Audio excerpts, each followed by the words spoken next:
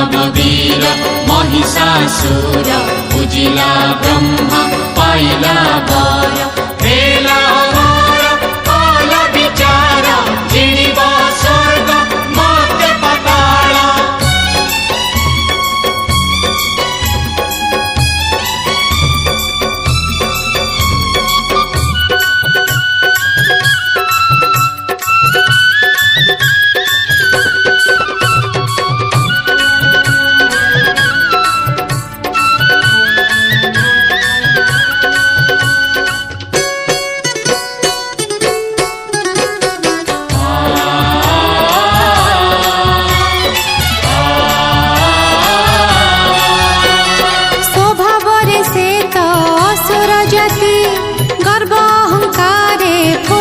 छाती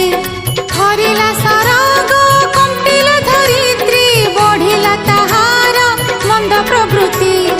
आसिले मित्र शुंभ निशुंभ तीन दानवंक गोटिए स्वभाव विचार करिले देवतांकु आउ तीन पुरे काहि देबे निठाब जहाँको ठारू पाइला पर ताहाँको भाविला तीन चकर जेना बड़ी पुर राजा आसे महिषा दिए रण हुंकार महिषा साथी रे मंत्रणा सारी शुंभ निशुंभ जे आसिले फेरी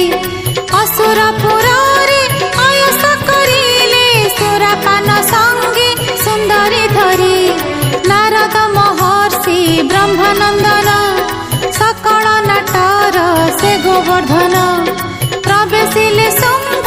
निशुंभ आसे लगेइबे नाट हेछि मन